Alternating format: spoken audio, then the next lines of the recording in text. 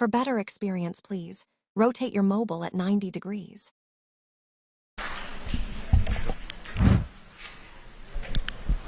Sir మాది పార్వతీపురం మన్యం జిల్లా sir.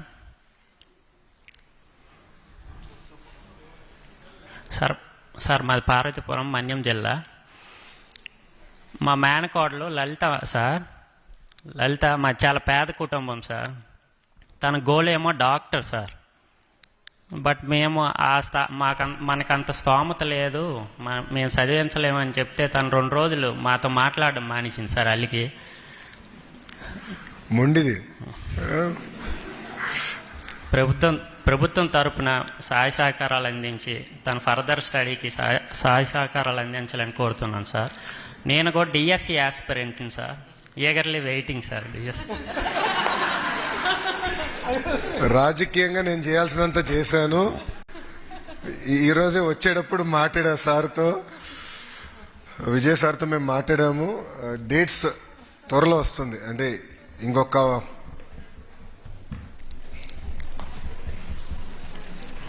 5 రోజులు నోటిఫికేషన్ విడుదల చేయబోతుంది. పాపకు వచ్చే ముందర డిఎస్సి విషయంలో నేను కొన్ని చెప్పాల్సిన అవసరం ఉంది. డిఎస్సి యాక్చువల్గా ఒక క్యాలెండర్ పెట్టుకుని నిర్వహించాలని నిర్ణయం తీసుకున్నాం.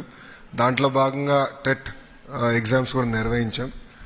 అదైన తర్వాత ఏబీసీ క్లాసిఫికేషన్ వర్గీకరణ విషయం కోర్టులో వచ్చిన తర్వాత అది ప్రక్రియ పూర్తయిందా చేయాలని ఒక నిర్ణయం తీసుకుంటాం జరిగింది. దానివల్ల డిలే అయింది తప్ప ప్రభుత్వానికి డిఎస్సి నిర్వహించాలని చిత్తశుద్ధి ఉంది. 5 రోజుల్లో నోటిఫికేషన్ ఇచ్చే బాధ్యత మన ప్రభుత్వం తీసుకుంటుంది. ఈరోజు రిపోర్ట్ కూడా ఎస్సీ కమిషన్ నుంచి తిరిగి వచ్చింది. ఈరోజు క్యాబినెట్ ఆమోదం తెలిపింది. ఈ 2 రోజులు ఆర్డినెన్స్ ఇచ్చి మేము ముందలు తీసుకెళ్తాం. మీరేమనుకోతే ముందర పాపకు మైక్ ఇస్తాం, మళ్ళీ మీకు ఇస్తాను.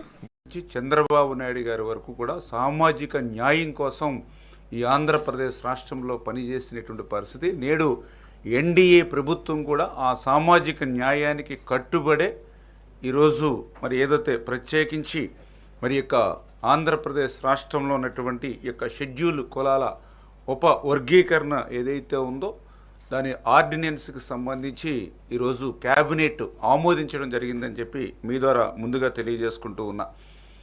ఏదైతే మరి గతంలో కమిటీ ఇచ్చినటువంటి రిపోర్ట్స్ ఏదైతే ఉన్నాయో మరి దాని ప్రకారమే 7.5, 6.5, 1 అంటే ఈ రకంగా 15% రిజర్వేషన్ ఏదైతే ఉందో మరి ఆ రిజర్వేషన్ కూడా ఏదైతే జనాభా ప్రాతిపదికన అంటే రేపు భవిష్యత్తులో ఏదైతే జిల్లాల వారీగా జనాభా దామాషా ఏదైతే ఉందో దాని ప్రకారం కూడా భవిష్యత్తులో ఆ యొక్క జనాభా దామాషా వచ్చిన తర్వాత అమలు చేసుకునేటువంటి విధంగా మరి ఈరోజు క్యాబినెట్లో కూడా డిస్కషన్ కూడా జరిగిందని చెప్పి తెలియజేసుకుంటూ మరి ఈరోజు ఆర్డినెన్స్కి క్యాబినెట్ ఆమోదం చెప్పడం జరిగింది. మరి 2-3 రోజుల్లోనే ఆర్డినెన్స్ రావడం, ఆర్డినెన్స్ వచ్చిన వెంటనే మళ్ళీ డిఎస్సి కూడా నోటిఫికేషన్ కూడా ఇచ్చి 45 రోజుల సమయం ఇచ్చి సాధ్యమైనంత వరకు రేపు విద్యా సంవత్సరానికి ముందే ఆ డిఎస్సి ద్వారా కూడా ఈ వర్గీకరణ ఫలాలు అందించాలనేటువంటి ఆలోచనతో కూడా ఈ ప్రభుత్వం ఉందనే విషయాన్ని కూడా ఈ సందర్భంగా తెలియజేసుకుంటూ ఉన్నాం. అదేవిధంగా ఏదైతే మరి ఎన్నికల్లో ఆ రోజు ఇది డిఎస్సి ప్రక్రియ కాదు బాబోయ్, ఇది ఏకంగా పాన్ ఆంధ్ర మెగా సినిమా. పేరు వచ్చేసి DSC 2025 the never ending story. దర్శకత్వం వచ్చి గత వర్తమాన భవిష్యత్ రాజకీయ నాయకులు, ఇక నిర్మాతలు వచ్చి ప్రభుత్వమే. హీరోలు విలన్లు సందర్భానుసారంగా మారుతూ ఉంటారు. ఈ సినిమా స్టోరీ అంతా మనం ఈ వీడియోలో తెలుసుకోబోతున్నాం. ముందుగా మీరు మన ఛానల్కి ఫస్ట్ టైం వచ్చినట్టయితే కనుక ఖచ్చితంగా సబ్స్క్రైబ్ చేసుకొని వీడియోను కంటిన్యూ చేయండి. ఎందుకంటే మన ఛానల్ ద్వారా ఏపీడిఎస్సి ఎస్జిటికి సంబంధించినటువంటి అన్ని మెథడ్స్ మరియు కంటెంట్కి సంబంధించిన షార్ట్ రివిజన్ నోట్స్ను పీడిఎఫ్ రూపంలో అతి తక్కువ ధరకే అందిస్తున్నాం. ఇప్పటికే 6 మెథడ్స్ మరియు సోషల్ సైన్స్ కంటెంట్, విద్యా దృక్పథాలు, సైకాలజీ, ఎస్జిటి వాళ్లకు రెడీగా ఉంది. మొత్తం 10 సబ్జెక్టులు కలిపి ఒక్కొక్క సబ్జెక్టు 20 నుంచి 25 పేజీల్లో పూర్తయ్యేటట్టుగా తయారు చేశాం. మొత్తం 10 సబ్జెక్టులు కలిపి 125 పేపర్లు మాత్రమే ఉన్నాయి. ఈ పీడిఎఫ్ల ఖరీదు కూడా చాలా తక్కువ, అంటే 250కి అందుబాటులో ఉంది. అంటే ఒక్కొక్క సబ్జెక్టు 25 రూపాయలు మాత్రమే ఉన్నట్టు లెక్క. అతి తక్కువ పేజీల్లో నోట్స్ ప్రిపేర్ చేయడం వల్ల వీటి ద్వారా మీరు చాలా ఫాస్ట్గా రివిజన్ కంప్లీట్ చేయవచ్చు. రోజుకు 25 పేపర్లు కంప్లీట్ చేసినా కూడా 5 రోజుల్లో మొత్తం 10 సబ్జెక్టులను రివిజన్ చేయవచ్చు. షార్ట్ నోట్స్ పీడిఎఫ్లు ఎలా ఉంటాయి అని తెలుసుకోవాలనుకుంటే మన ఛానల్లో చాలా వీడియోస్ ఉంటాయి, ఒకసారి చూడండి. ఇంకా మన ఛానల్ ద్వారా ఈ పీడిఎఫ్లను బేస్ చేసుకొని మనం ఇలాంటి సూపర్ ఫాస్ట్ రివిజన్ క్లాసులు ఫ్రీగా ప్రతి సబ్జెక్టు కూడా ప్రతిరోజు జరుగుతూ ఉంటాయి. ఇవి మీకు టైం వేస్ట్ చేయకుండా, మీ ప్లాన్ను డిస్టర్బ్ చేయకుండా, మీరు నిద్రపోయే ముందు కానీ భోజనం చేసే సమయంలో కానీ వినడానికి, రివిజన్ చేసుకోవడానికి అనుకూలంగా ఉంటాయనే ఉద్దేశంతో చేస్తున్నాం. ముఖ్యంగా గృహిణులు, ఉద్యోగస్తులు, ఒంటరిగా ప్రిపేర్ అయ్యే వాళ్ళు, వీళ్ళందరూ కూడా రోజువారీ పనులు చేసుకుంటూ ఈ క్లాసులు వినడం ద్వారా చాలా ఫాస్ట్గా వాళ్ళు రివిజన్ చేయడానికి ఉపయోగకరంగా ఉంటుంది. కాబట్టి ఖచ్చితంగా మన ఛానల్ను సబ్స్క్రైబ్ చేసుకొని ఈ వీడియోను కంటిన్యూ చేయండి. ఇక లేట్ చేయకుండా మనం వీడియోలోకి వెళ్ళిపోదాం.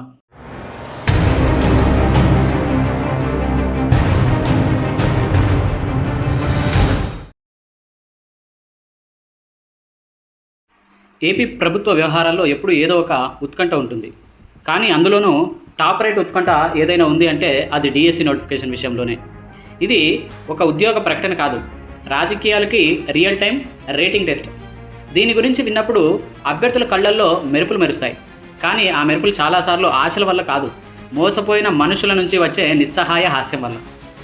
ఒక సాధారణ నోటిఫికేషన్ ఇచ్చే పనిని ఏడాది తరబడి నడిపిస్తూ ఊరిస్తూ చివరికి 5 రోజుల్లో వస్తుంది అనే డైలాగ్ వేయడం అంటే ఏదో రామానాయుడు స్టూడియోలో శరవేగంగా షూటింగ్ జరుగుతుందేమో అనేటట్టుగా ఉంటుందన్నమాట.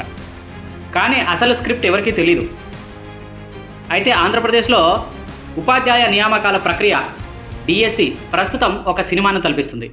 సంవత్సరాల తరబడి ఎదురుచూపులు, ఊహాగానాలు, రాజకీయ ప్రకటనలు, నిరుద్యోగుల ఆశలు, ఆందోళనలు అన్నీ కలిసి ఒక ఉత్కంఠభరితమైనటువంటి కథను నడిపిస్తున్నాయి. మొన్నటి వరకు ఒక నాటకంలా సాగినటువంటి ఈ వ్యవహారం ఇకపై ఒక పూర్తి స్థాయి సినిమాను చూడబోతున్నామనేటువంటి సంకేతాలు కనిపిస్తున్నాయి. ఇందులోనూ ట్రైలర్స్ ఇప్పటికే చాలా రిలీజ్ అయ్యాయి. అవి మనం చూస్తే కనుక దాదాపు 15 వరకు ఉన్నాయి.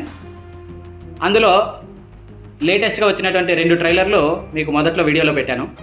అయితే మొదటి నుంచి చూసుకుంటే కనుక అక్టోబర్ 2024లో మెగా డిఎస్సి, నవంబర్ 6న మెగా డిఎస్సి, డిసెంబర్ 2024 లోపు మెగా డిఎస్సి నియామకాలు, ఎస్సీ వర్గీకరణ తర్వాత మెగా డిఎస్సి, ఎమ్మెల్సీ ఎన్నికల కోడ్ ముగిసిన వెంటనే మెగా డిఎస్సి, జూన్లో బడులు తెరిచేటానికి మెగా డిఎస్సి ద్వారా నియామకాలు పూర్తి, ఆర్డినెన్స్ చేయగానే మెగా డిఎస్సి, 2 రోజుల్లో మెగా డిఎస్సి, ఏప్రిల్ మొదటి వారంలో మెగా డిఎస్సి, ఈ నెలలోనే మెగా డిఎస్సి, రేపే మెగా డిఎస్సి, త్వరలో మెగా డిఎస్సి, వీలైనంత త్వరలో మెగా డిఎస్సి, ఎటువంటి న్యాయ వివాదాలు లేకుండా అతి త్వరలో మెగా డిఎస్సి, త్వరలో త్వరలో త్వరలో.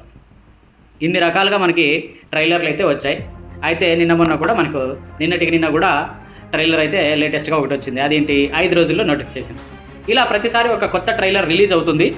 మాటలు చెప్పడం తెలికే కానీ అసలు సినిమా ఎక్కడ, అది తెరపైకి ఇంకా రాలేదు. కానీ తెర వెనుక రాజకీయ వ్యూహాలు మాత్రం నడుస్తున్నాయి. నిజానికి ఇది జాబ్ ప్రక్రియ కంటే రాజకీయ మార్కెటింగ్ క్యాంపెయిన్ను తలపిస్తుంది. తాజాగా లోకేష్ గారు మరోసారి ట్రైలర్ను వదిలారు. అది మనకి మొదట్లో వీడియోలో ఉంది. మొబైల్లో ఆయన డేట్ చూస్తూ 5 రోజుల్లో డిఎస్సి నోటిఫికేషన్ వస్తుందన్నారు.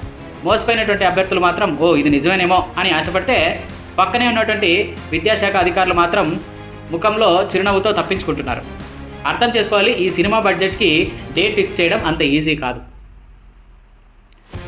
మనం సినిమాల్లో బాహుబలి, కేజీఎఫ్, పుష్ప లాంటి సినిమాల్లో ఒక సపరేట్ యూనివర్స్ని సృష్టిస్తారు కదా, అదేవిధంగా డిఎస్ యూనివర్సిటీలో కూడా కొన్ని మాటలు మనకు వినపడతాయి.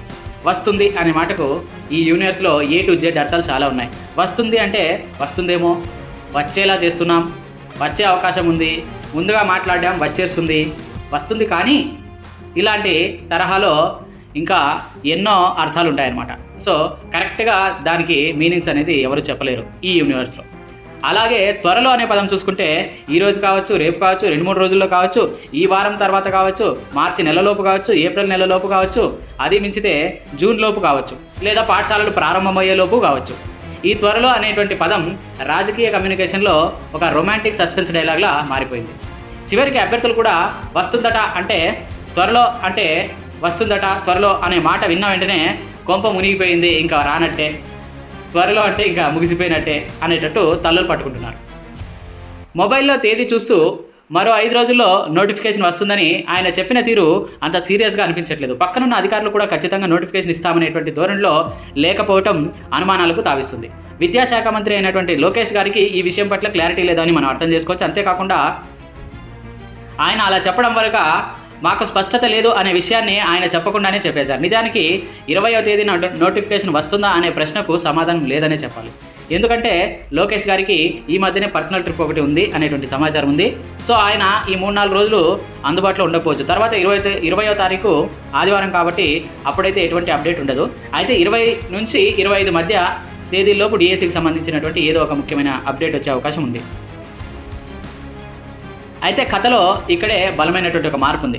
ఇప్పటి వరకు స్టోరీకి సంబంధం లేని ట్రైలర్లను రిలీజ్ చేసి డిఎస్సిని త్వరలో అంటూ ఆలస్యం చేసి విలన్లా కనిపించినటువంటి ప్రభుత్వం ఒక్కసారిగా నిన్నటి ప్రకటనతో హీరోలాగా మారిపోయింది. మరోవైపు టెట్ అభ్యర్థుల దృష్టిలో ఇదే ప్రభుత్వం మళ్ళీ విలన్ పాత్ర పోషిస్తుంది. ఇదేంటి బాబోయ్ ప్రభుత్వానికి 2 గెటప్లా అని అభ్యర్థులు ఆశ్చర్యపోతున్నారు. ఇది కాదంటారా ఒకే వ్యక్తి హీరో విలన్ కామెడీ రోల్స్ అన్నీ పోషించేటువంటి దశావతారం సినిమా వాతావరణం. సో కథలో మరో పాత్ర ఏంటంటే టెట్ అభ్యర్థులు. ఈ సినిమాలో అసలు వాస్తవ బాధితులు టెట్ కోసం ఎదురు చూస్తున్నటువంటి వారు. డిఎస్సి ప్రకటన అంటే వారికి టెట్ నోటిఫికేషన్ రాదు, వాళ్ళకి రాబోయే కాలంలో వచ్చే డిఎస్సి ఆలస్యానికి ఇది ఈ ప్రకటన ఒక ధృవీకరణ పత్రం లాంటిది. అంటే ఖచ్చితంగా నెక్స్ట్ డిఎస్సి లేట్ అవుతుంది, ఇక మీరు టెట్ కోర్సులు చేసి ఇక మీరు డిఎడ్ కోర్సులు చేసి వేస్ట్ అని చెప్పకనే చెప్తున్నట్టుంది. ఇప్పటి వరకు మరి అప్పటి వరకు అంటే మళ్ళీ నెక్స్ట్ డిఎస్సి వచ్చేంత వరకు టెట్ కోరుకునే అభ్యర్థులు ఏం చేయాలి? కాబట్టి వాళ్ళు ఇప్పుడే అడుగుతున్నారు టెట్ ఎప్పుడు, కొత్తగా టెట్ ఎప్పుడు అని. సో ప్రభుత్వం అప్పుడు చెప్తుంది ముందు డిఎస్సి చూద్దాం. అప్పుడు మళ్ళీ వాళ్ళు అంటారు మాకు అన్యాయం జరుగుతుంది. అప్పుడు ప్రభుత్వం చెప్తుంది కోర్టుకు వెళ్ళండి. కోర్టుకు వెళ్తే పరిస్థితి ఏమవుతుందో అందరికీ తెలుసు. ఇప్పటికే 2018 డిఎస్సి మీద ఉన్నటువంటి కోర్టు కేసులు ఇంకా పెండింగ్లో ఉన్నాయి. వయో పరిమితి మీద ఇంకా స్పష్టత లేదు. రోస్టర్ వివరాలు ప్రభుత్వం ఇంకా పట్టించుకోలేదు. బదిలీలు పూర్తి కాలేదు. ఖాళీల లెక్కలు ఇంకా కొలిక్కి రాలేదు. ఇన్ని అడ్డంకులు పెట్టుకుని ప్రభుత్వం 6-100 సరే నోటిఫికేషన్ ఇవ్వాలని నిర్ణయించాం అనేటువంటి డైలాగులు కొడుతూ వస్తుంది. ఒక స్పష్టత లేకుండా ఇచ్చే నోటిఫికేషన్ విషయంలో అభ్యర్థులు జాబ్ క్యాలెండర్ని పక్కన పెట్టి కోర్టు క్యాలెండర్లో వాయిదాల తేదీలను వెతుక్కోవాల్సినటువంటి పరిస్థితి భవిష్యత్తులో వస్తుంది. కాబట్టి ఎస్సీ ఉపవర్గీకరణ సంబంధించి రాజీవ్ రంజన్ మిశ్రా ఏకసభ్య కమిషన్ యొక్క గడువును మరో 4 రోజుల పాటు పొడిగించడం జరిగింది. అయితే దీనికి డిఎస్సికి ప్రత్యక్ష సంబంధం లేదు, కానీ న్యాయపరమైనటువంటి సలహాలు తీసుకోవడానికి మరియు భవిష్యత్తులో ఏవైనా కేసులు నమోదైతే ప్రభుత్వానికి సమాచారం అందించడానికి, ప్రభుత్వం తరపున వాదనలు వినిపించడానికి సహాయంగా ఈ కమిషన్ చురుకుగా ఉండటం అవసరం. కాబట్టి దీన్ని యాక్టివ్గా ఉంచడానికి 4 రోజుల సమయం పొడిగించడం జరిగింది. డిఎస్సి పరీక్షలు 45 రోజుల ప్రిపరేషన్ టైం తర్వాత ఖచ్చితంగా జరుగుతాయా అంటే అది కూడా అనుమానంగానే ఉంది. ప్రస్తుతం చాలా స్పష్టత రావాల్సినటువంటి అంశాలు ఉన్నాయి. న్యాయపరంగా టెట్ కోరుకునేటువంటి అభ్యర్థులకు ప్రభుత్వం ఏం సమాధానం చెప్తుంది? ఇంకా 2018 డిఎస్సిలో జరిగినటువంటి న్యాయపరమైన సమస్యలకు పరిష్కారం ఏంటి? ఇలా ఇంకా చెప్పుకుంటూ పోతే మనం పైన చెప్పుకున్నటువంటి విషయాలన్నీ కూడా చాలా అడ్డంకులు ఉన్నాయి. సో కాబట్టి ప్రభుత్వం ఒక స్పష్టమైన రోడ్ మ్యాప్ను విడుదల చేయాల్సి ఉంది. అది చేయకుండా అదిగో త్వరలో అంటూ చివరికి 5 రోజులకు వచ్చింది. ఆ 5 రోజుల తర్వాత కూడా చూద్దాం ఏం జరుగుతుందో, ఆ నెక్స్ట్ సీన్ ఏముంటుందో.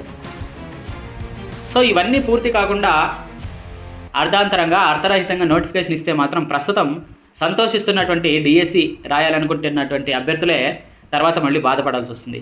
అయితే ఇంకొక విషయం ఏంటంటే స్పెషల్ ఎడ్యుకేషన్కి సంబంధించి సుమారు 2000 పోస్టుల చిల్లర సృష్టించడం ఒక మంచి పరిణామం. ఈ పోస్టులు 16,300 పోస్టులకు అదనంగా కలుస్తాయా, లేకపోతే ఇక్కడ మిగిలిపోయినటువంటి పోస్టులని దృష్టిలో పెట్టుకుని ఈ పోస్టులని తగ్గించి మొత్తాన్ని 16,300కి చేరుస్తారా అనేది ఇంకా క్లారిటీ రావాల్సింది. ఎందుకంటే మనకి ఇంకా ఖాళీల వివరాలు జిల్లాల వారీగా ఇంకా లెక్క తేలలేదు. కాబట్టి కొంచెం ఇది కూడా ఆలోచించదగిన విషయం. ఎందుకంటే ప్రభుత్వం ఎప్పుడేం చేస్తుందో ఎవరికి తెలియదు కదా. కాబట్టి ఇంకా వయో పరిమితిపై క్లారిటీ అయితే ఖచ్చితంగా ప్రభుత్వం సానుకూలంగానే ఉంది అని అంటున్నారు. అయితే నోటిఫికేషన్ ఇంకా 5 రోజుల్లో రాబోయేటువంటి నోటిఫికేషన్లోనే ఆ వివరాలన్నీ మనకు తెలుస్తాయి. కాబట్టి ఆ నోటిఫికేషన్ మనకి దిక్సూచిగా పనికొస్తుంది. చూద్దాం ఏం జరుగుతుందో. ఇంకా అప్రెంటిస్షిప్ విధానాన్ని గురించి కూడా ఆ సంబంధించినటువంటి జీవోని రద్దు చేయలేదు. సో దానిపై ఎలాంటి చర్యలు తీసుకుంటుందో ఇంకా తెలియాల్సి ఉంది. సో మొత్తానికి డిఎస్సి ప్రక్రియ ఈ రకంగా ఒక సినిమాని తలపిస్తుంది. ఇందులో ఎన్నో పాత్రలు, అనూహ్య మలుపులు, ఉత్కంఠమైనటువంటి సన్నివేశాలు అన్నీ ఉన్నాయి. ప్రభుత్వం ఈ సినిమాకు ఒక స్పష్టమైన కథను అందించి అభ్యర్థుల ఆశలను నిలబెడుతుందో లేదో వేచి చూడాలి. ఇది ఒక ప్రశ్నార్థకమైనటువంటి ప్రయాణంగానే మిగిలిపోయింది. ఈ సినిమా కథ ఇప్పటికీ ఇంటర్వెల్ దాకా కూడా చేరుకోలేదు.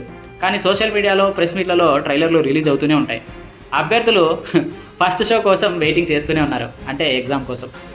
కాబట్టి ఈ నేపథ్యంలో ప్రభుత్వం చాలా ఆచితూచి అడుగు వేయాల్సినటువంటి అవసరం ఉంది. ఈ సినిమా స్క్రీన్ ప్లే రాకపోయినా పర్వాలేదు, కానీ కాస్త సెన్సిబుల్గా వ్యవహరించాల్సినటువంటి అవసరం ఉంది. ఇంకా ప్రకటనలతో కాదు, ప్రక్రియతో నమ్మకం కలిగించాల్సినటువంటి అవసరం ఉందన్నమాట. ఇదండి ఈరోజు విషయం. మరో రోజు మరొక అప్డేట్తో మీ ముందుంటాను. అంతవరకు సెలవు. నమస్కారం.